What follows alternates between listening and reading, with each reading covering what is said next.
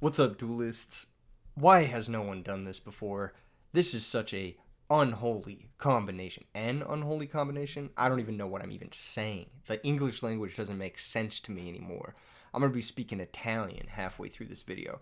Nah, this is a brand new Christia list, but you already know it's going to be super, super nutty with some crazy combos, some really cool comeback plays, and all that sort of jazz. Make sure you guys are subscribed. Also, make sure you guys are signed up for RBET LA.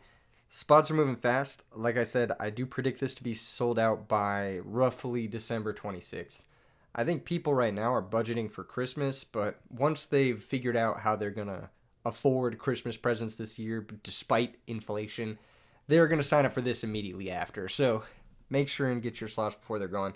There are only a few left. Only a few left. I think around 40 or 50 spots left, but yeah, you're not going to want to miss this. It's going to be a banger event. Info in the description below, and also going to be doing a Q&A stream regarding this entire event next Thursday night with the coordinator of the event. So with the coordinator of the entire convention, actually, which is going to be super hype. So don't miss that. All right, back to the deck.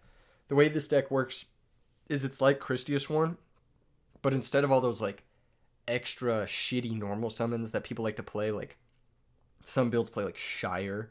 What the fuck is that? Some builds play like 6 flip effect monsters. Get the fuck out of here. Some lists play like, I don't know, Dimensional Alchemist with no DDR or no freed and no anything good at all whatsoever. What's the point of that? I don't get it. They don't even play Judgment Dragon. What are they thinking? How are you gonna play this deck without Judgment Dragon? It doesn't even make any fucking sense. Anyway, this is the deck list. This is the beautiful, beautiful engine, the freed OTK engine with DDR. We're just going to hop into the replay. My sideboard's not perfect. I'll just say it right now. I'm not sold on Hidden Armory. I don't think it's going to stay. I think it might get cut entirely from the 55. But let's just hop into the replays. We got replays against Guy23. Very powerful duelist. He's defeated me several times on the channel before from the Discord.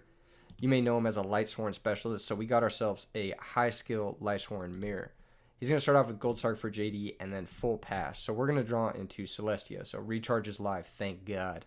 If you look at the deck, though, we do have a solid 11 recharge targets. So plenty of recharge targets to make it consistent. Plus, we are running the 3 Upstart Goblins just to make sure our deck is as consistent as possible. And we're not bricking on 80 trillion normal summons. Instead, we're just all gas, triple DDR, triple Christia, double JD, that sort of thing. All right, moving into it. We start off with Solar Recharge, pitch Celestia, draw 2, mill 2. We find the Phoenix Blade. This card is actually super crucial in this deck. You're going to see some plays with it throughout this video that will blow your fucking mind. You won't even understand. You won't even understand why this card doesn't see more play. That's literally what's going to happen. Anyway, for starters, it powers up the Freed by 300. 2,000 attack point Freed. Bet you've never seen that before. Anyway, we attack for 2k. Reason I'm equipping it is I want to get this in the graveyard so I can start getting my monsters back in my hand, or my Phoenix Blade back in my hand and my monsters in the banish zone in case we find one of our 3 DDR. Pass the turn back. He finds recharge, draw 2, mill 2. He goes Foolish for Wolf. He attacks, pass into damage. We're going to go Honest. He's going to Herald the Honest, pitching his own Honest. So solid 2 for 3 from him, but we are going to be able to add back that Blade later on. So it's like a 2 for 2. We draw into a Lightsworn, which is perfect for our recharge. Pitch it, draw 2, mill 2. Upstart Goblin, draw 1. Upstart Goblin, draw 1. Draw into Raikou. Nice little Raikou here. Opponent's getting JD next turn, but he only has 1 name in the graveyard. So unless he has a second Celestia, which I doubt he does since he didn't play it last turn, then he's not going to be able to play through the Raikou that effectively. He could go in for like a Bryonic line, but yeah, that'll just be very costly card economy-wise.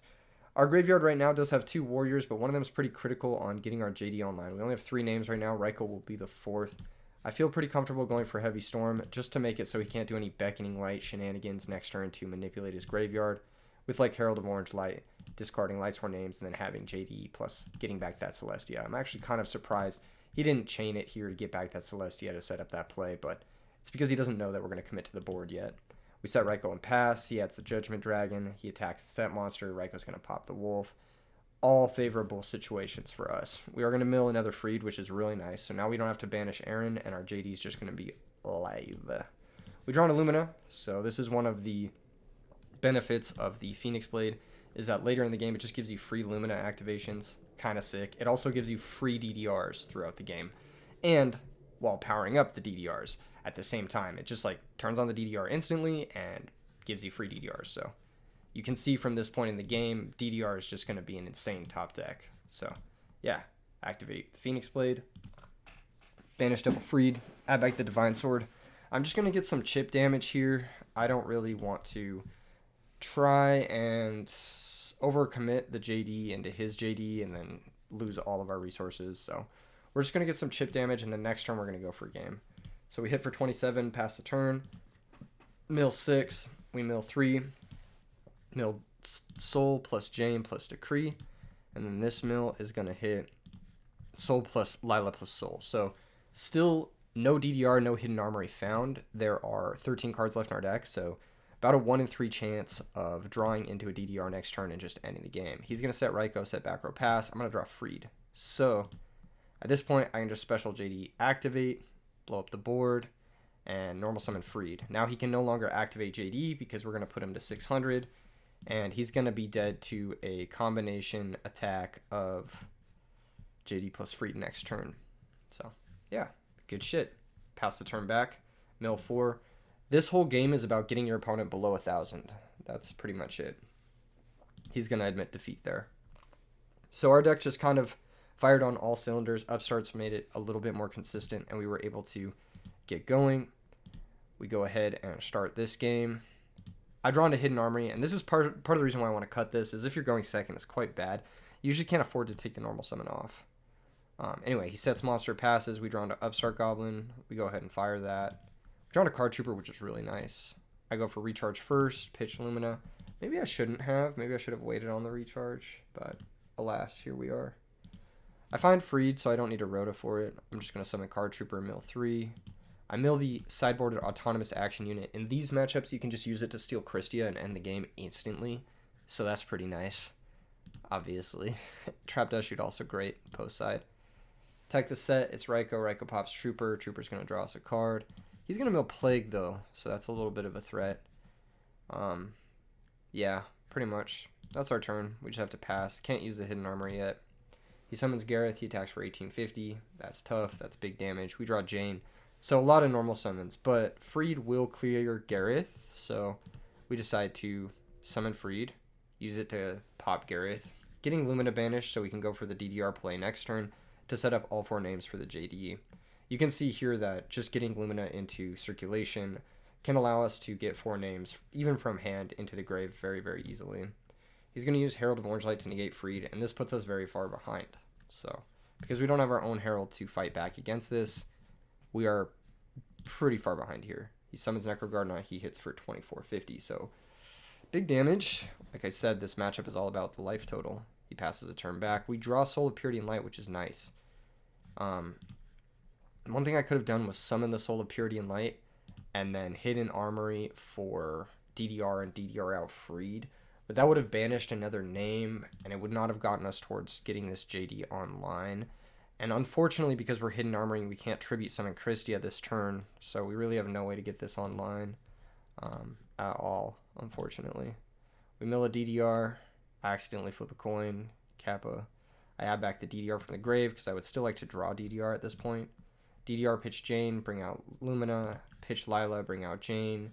Jane attacks Gareth, he's going to take that attack, Lumina's going to attack the Necrogardna. But at this point, it's kind of like he has 4 names. He's just going to JD plus summon whatever else, and then we die. So, yeah. End phase, mill 3, mill 2, whatever. Here comes the JD, and we're going to go to the next game. So, the Hidden Armory being a little slow there actually lost us this game, which is super unfortunate. So, not really a big fan of it. I think they might end up coming out in future versions. Game 3, however, is going to be quite interesting. We open Broken Dust Shoot, Broken Charge of the Light Brigade, and we mill some good monsters, so things are starting off strong. I get Lumina.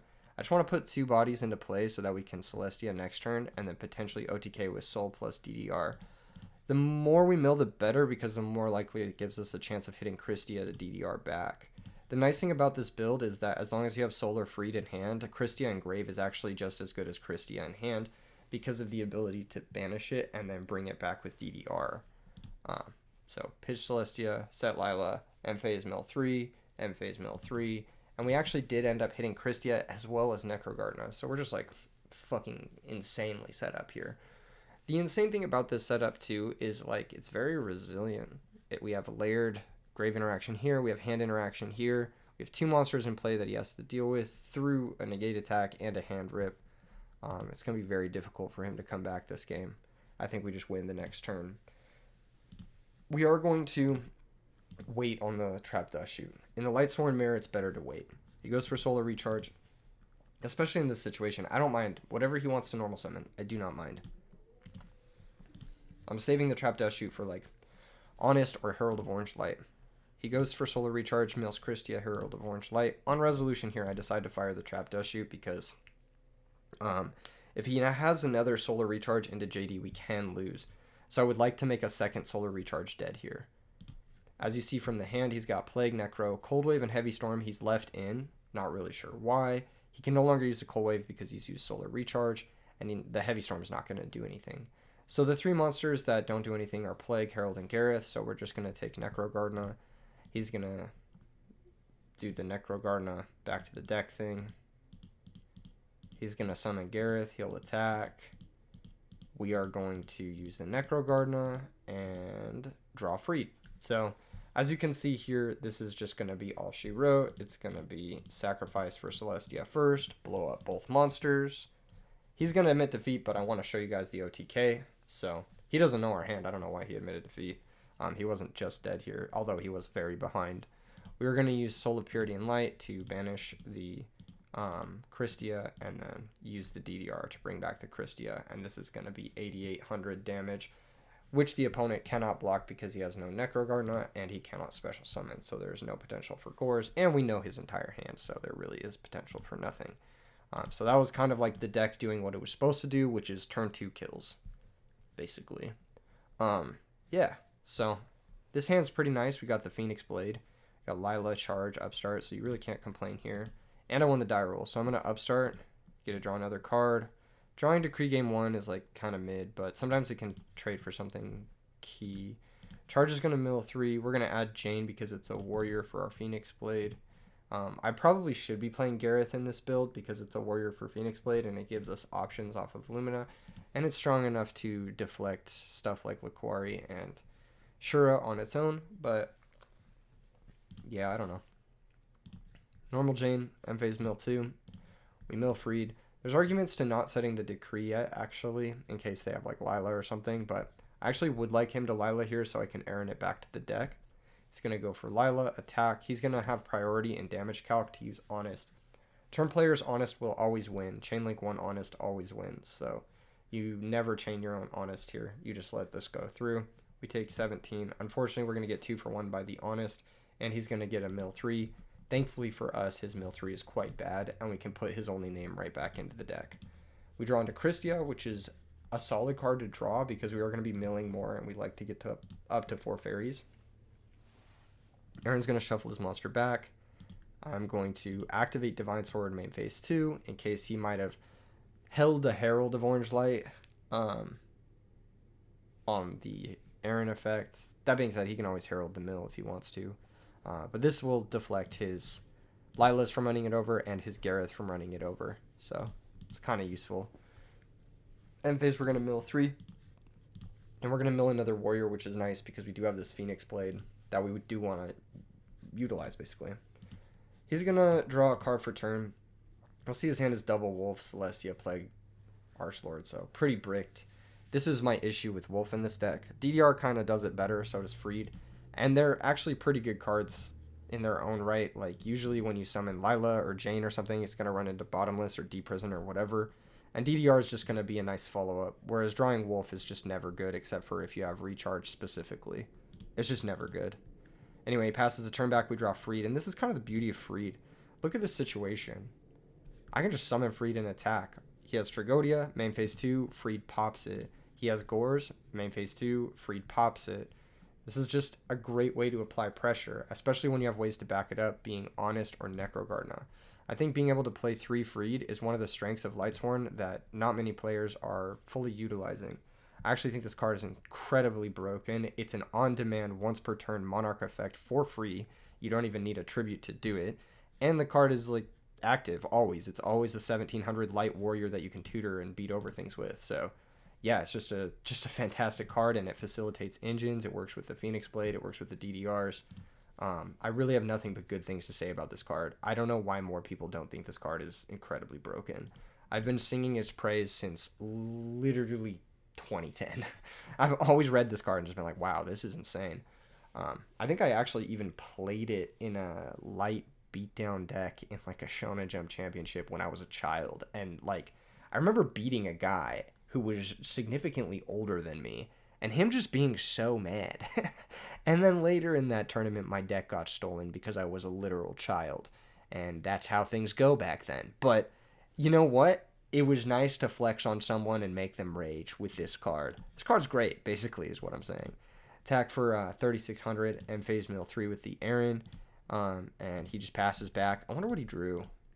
Lumina. Yeah, Lumina with no targets. Pretty brutal. He could have summoned it and just like milled 3, but like, it doesn't fucking matter at this point. You're just cooked. You're just cooked, bro. You're just cooked. Normal summon, freed. And then, yeah, we put him down to 100, which is basically game in this matchup, especially when you have Honest in hand. So all you need is a turn cycle, and then the game ends. Really powerful deck so far. It's kind of performing. This is not the worst way to showcase it. In the mirror match, you can kind of immediately see the strengths of using these tech cards versus using these tech cards. But it would also be nice to get more matches with this in the future. So I'm planning on recording a members only video with this deck as well. So if you want to see more like content with this specific triple freed, triple DDR, Kristyasworn deck with the Phoenix Blade, mill, follow-up, beat, shit, make sure and become a member, you know. Goes a long way in helping the channel out. Now the next two games are a little bit rough. He does get to go first. I think at this point I had been siding out the Hidden Armory. He goes recharge, draw 2, mill 2, and like I said, Wolf is bad except when you have specifically recharge, which I wish I had Wolf here instead of DDR because we have specifically recharge and it's dead, so. And Face is going to mill 2, we're going to draw, and yeah, we just bricked, so. Pretty unlucky. Recharge is a little bit less live than in these like higher Lightsworn count decks, obviously, and as a result, it just means that you're going to brick on hands with recharge a little bit more. But that being said, hands with recharge are very easy to become unbricked because, like I said, we have 10 targets for it. So, or 11, I don't even remember. We're setting Necro to survive here at this point. He ends up milling a Wolf, and then I'm just like, well, fuck me, right? Because we're just taking a million. We still have chances to win this game, though, because our hand is very good.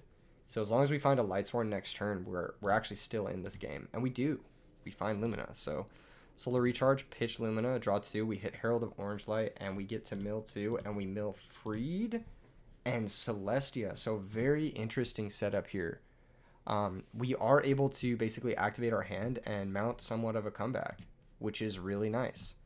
I don't know if this is the right play, and this is something that I thought about for 8 million years. But we actually have a very, very wide number of options here. That being said, our life total is very low. We could go for a Black Rose play, or we just Sopel, then DDR, then Herald of Orange, then Black Rose the field, right, where we've banished Celestia, and Lumina in that case is what we would do. But we would have to pitch JD and then pitch the other JD to bring back the Lumina. Now, Black Rose here wouldn't be that bad if his back row is specifically Threatening Roar. However, if his back row is Beckoning Light, Black Rose is not that good. Because then he just chains Beckoning Light, he gets back JD and Arcus or whatever, and kills us next turn. So, yeah, that's not ideal, right? So, I'm just going to go ahead and special summon the Soul of Purity and Light. I misclicked there, but meant to banish the Celestia. And I am going to go for DDR, pitch one of my, or no, not DDR yet. I'm going to go ahead and synchro into Avenging Knight.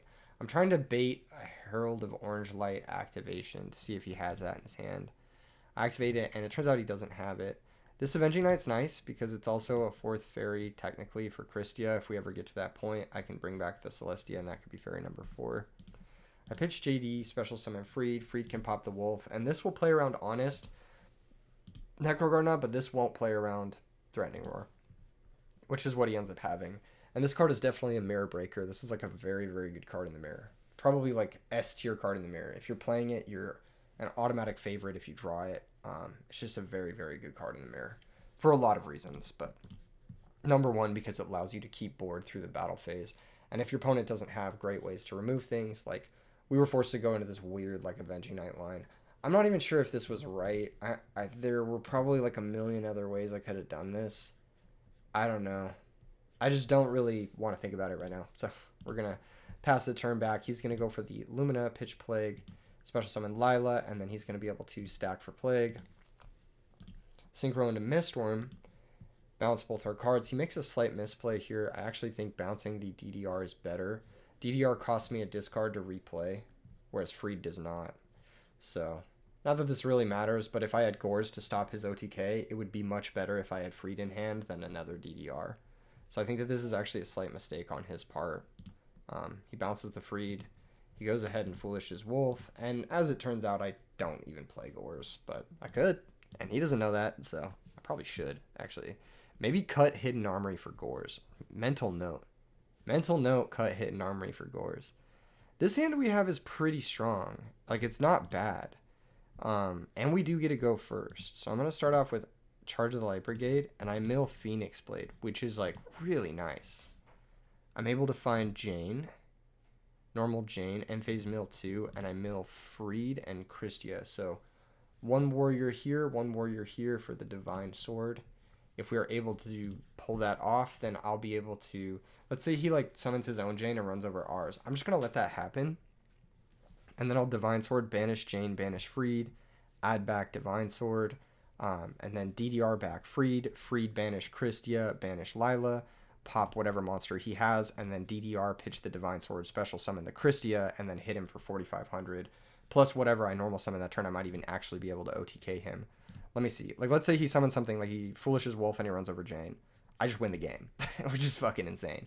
I think, yeah, let's see. I go Divine Sword, banish Freed, banish Jane, add back Divine Sword, DDR. Oh, I would need another DDR. I don't have another DDR. I have no idea what I'm talking about. I have no idea what I'm talking about. But I would need another DDR. Chances are I'm going to draw into one, but yeah, we'll see. We'll see. Anyway, he goes recharge, pitch Lila, draw 2, mill 2. He mills Cold Wave, he summons Lumina. He pitches Specials Arcus and sets, I believe, Threatening Roar. Yeah, fucking stupid card, man. And face he mills 5, passes back to us. We draw a couple upstarts, so I'm just going to fire these. We draw Autonomous, I fire another one. And we draw Freed. So, Freed kind of useless. He has no big monsters. DDR kind of useless. We only have one Warrior Engrave. Autonomous is interesting in this situation, but it can't target Lightsworns like Gareth as much as I would want to. It can only target Honest, Herald, or Krystya. I could grab the Krystya now, but what I was really worried about is I go Autonomous, target Krystya, and he goes Chain Beckoning in his back row, and then he gets back Honest, Herald, and Krystya, and then I fucking lose. So... I should have maybe read it was Threatening Roar in the back row.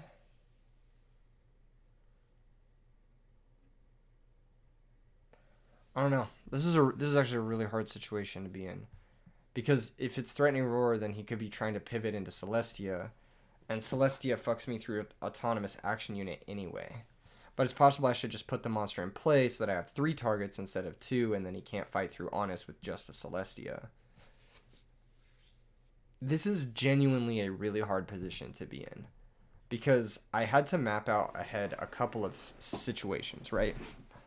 If it's Beckoning Light, he would have probably just summoned the Arcus in attack position. I don't know why he wouldn't have.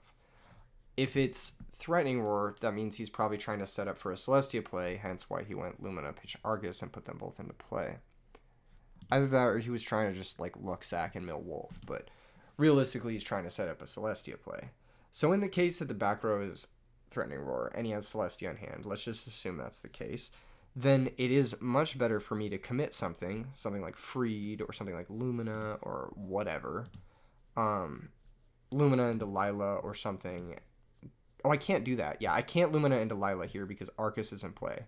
So I can't target Lightsworn monsters. That's why I didn't do that. Yeah, that's the reason why I don't do that is because I fucking can't. So I was thinking of like committing another monster, autonomous action unit out Krystia, but I didn't want to burn my action unit on Krystia quite yet, and then have the Krystia go to the top of his deck, and then have it potentially be live for him because he has 2 fairies, and then Celestia would be a third. I don't know. I probably should have just done it. We'll get into this situation. This was a really, really tricky situation to map out. This was actually a very, very complex situation. Those of you who think Lightsworn is a like skillless noob deck, you're right. Don't get me wrong. Like you're 100% right. Milling Wolf takes absolutely 0 skill. But like when you get into situations like this, there's actually like very complex decision trees where it's kind of hard to see the right decision. I decided to summon Freed and force the situation. I'm going to attack the Arcus with my Jane, and he's going to activate Threatening Roar. Start of battle phase, just Threatening Roar. Okay. So that's not going to happen. That's just not going to happen. Okay? That's just not going to happen. Okay, so now at this point, what I should do is I should Autonomous bring out Krystia. He goes Celestia. Celestia mills for cost, pops the Krystia, pops probably Freed. He sacks Arcus. He's able to Lumina out Gareth, but he attacks into Jane, and we have Honest. And then on our turn, we could potentially let Jane die. Keep the Honest. Oh man, this is so tricky. I'm like mapping out an imaginary game because I don't end up making that play. I just pass. But I should have. This was the pivotal turn of this game. I should have activated Autonomous Action Unit targeting Krystia here. Either that. No, that's it. That's just the answer. So that's what I should have done. Was bring out Krystia here. He goes Celestia, sacking Arcus, pops Krystia plus Freed. Or Jane. He might pop Jane, but probably Freed. Realistically. Next turn, I have Lumina. So he attacks Jane. We use Honest. I have Divine Sword, add back, banishing both Freeds, because this one would have died. Either that or he targets Jane, and then in that case, we banish Jane. Same thing. We were able to get the free discard for either Lumina or DDR. We're able to banish Freed. We can DDR back Freed, pop one of his guys, attack over the other 2 guys, and then main phase 2 double tribute for Krystia. And then win the game. Oh my fucking god, I totally punted this. If I Autonomous Action Unit Krystia, I probably win. Yeah, that's so stupid. Anyway, he ends up having Celestia and popping both. And he does mill Necrogarna, so... Yeah, these mills are going to start hitting some good shit here. Lumina pitches Wolf, brings out Gareth. And so this is the exact same situation that I had sort of envisioned if he had had Threatening Roar. But for some reason, I was like playing around Beckoning Light. But him putting Arcus in defense should have been a tell that he didn't have Beckoning Light. I should have known. I should have known a lot better there. So we take 1 billion damage too, which is really bad because he's at 10k and I'm at 2850. Anyway, he mills 3, mills 2. He's able to special summon Wolf, and then he draws another card. Let's just take a look at what he has. He has Herald of Orange Beckoning, and he has a set Beckoning. So now he has fucking Beckoning, which is going to be very difficult for us to beat because he can get back basically anything he needs to get back. Whether that's like Krystia or whatever the fuck. Cyber Dragon, Kappa, JD, that sort of shit. Anyway, I go ahead and banish both to add back the Divine Sword. Now I can DDR, pitching the Divine Sword, bringing out Freed. Freed can go ahead and pop Celestia. I can DDR, bring back Lila. Now this is where I made my second huge misplay of this game. I should not have popped Celestia. I should have popped Wolf. The reason I should not have popped Celestia is because now it puts the Celestia in his graveyard for him to be able to add back off of fucking Beckoning Light. So my dumbass here fucking pops Celestia and then gives him the opportunity to add it back. I should have just popped Wolf I had to pop Wolf, use Lila, target his back row. He can no longer use that to add back Celestia. He'll probably use it to just add back like JD, Honest, some shit like that. He goes ahead and activates. Oh no, it's Threatening Roar. It's not even Beckoning. I don't even know what I'm talking about. It's Threatening Roar. Okay, so yeah, but if it was Beckoning, I shouldn't have popped the Celestia. That was really, really stupid. That was like a huge punt. Now I go Autonomous, bring out Krystia. End phase Lila Mill 3. Here he sets one back row, and because both Honest are in the graveyard, he has no profitable attacks into this Freed. However, I do think he probably should just crash this Lila while he has the chance, because if he crashes the Lila, it means there's no chance of him decking out. And face he mills 3, and then mills another 2. So now only 9 cards left in deck. We find Upstart Goblin, and I've identified my win condition. My win condition is that he can't win the game and he decks out. So I'm gonna Upstart Goblin, give him 1,000, draw into JD. I'm gonna go ahead and activate Freed to blow up the wolf now. I shouldn't have ever blown up that Celestia. That was really, really stupid. I go ahead and switch my monsters to defense. I realize my misplay now. I'm forced to set Lumina, and I'm forced to hope that he doesn't see the lethal line, which is beckoning, add back Celestia JD, which just wins. And phase we mill 3, and we do hit Necrogarno, which is necessary for us to even be in this game because of my misplay blowing up the Celestia there. So, yeah, really, really stupid stuff from my part. That being said, he could have just attacked with the Celestia into the Freed if he knew he had to get it back with Beckoning Light, but there's a chance he doesn't do that, right? It gives him that extra layer to not misplay. He goes for the Beckoning Light, he pitches his hand, he adds back the Celestia, the JD, and doesn't really matter the third card here because he's able to go for Sack Gareth for Celestia, mill 4, hit the Kristya and the Lumina. His Kristya goes back to the top of his deck. Not that that's really going to matter at this point. He can now special JD, activate Lumina, bring out Wolf, attack over the Lila, attack over the Freed, and we only have 1 negate attack here, and he has 2 attackers, so yeah, pretty unfortunate. I think I made 2 really crucial mistakes in this game that cost me the game. This build of Kristyasworn is definitely a lot more skill intensive than your average build of Kristyasworn. Not that I think Kristyasworn is an easy deck to play. I think it's actually quite difficult. Knowing when to do certain things and when not to do certain things. But this just has like a bunch of extra layers because you can have those crazy turns where it's like, oh, I'm going to have access to your entire graveyard and my entire graveyard because of free DDR and autonomous action unit. So like you're kind of playing with like 30 cards in your hand and the possibilities are somewhat endless. So you really have to have a good read on your opponent, and you sort of have to have like good predictions. And you also, on top of that, have to make the right sequencing and the right plays in that manner as well. GG's to my opponent, Guy 23. Really fun 2 matches. Really, really, really skill-intensive 2 matches. It's a blast to play this mirror match. I actually think this mirror match is one of the more fun ones in Edison format. I know that some people don't really like it, but I think, like, especially when one of the builds differs kind of widely from the other one, like, maybe one of the builds is like a Dialk build, or one of the builds is this DDR build with Freeds in it, then you're kind of trying to leverage your different strengths and weaknesses. Like he's trying to leverage his wolves and his trap cards, and I'm trying to leverage like this crazy like Freed loop stuff that's happening. And ultimately I did make the mistakes here and deserve to lose this game. So yeah, great match. Great few matches. I hope you guys like the deck. Once again, I upload all of these decks that I play to the Really Big Yu-Gi-Oh Discord. So if you guys want to download them, there's a channel in there where I just post every deck that I play in a video. You can go back through it too and look at all the decks that I've posted with before, and it's just a good time. It's just kind of cool. Some of the decks I forget too, but just remind me if I forget to post them. This one I'll probably post for sure because this one was a blast, and I do want to revisit it one day. Probably in a members only video in this upcoming week. So if you guys liked it, drop a like, and don't forget RBET LA is coming up soon. And a lot of great content coming up soon. Thursday's the RBET Q&A stream.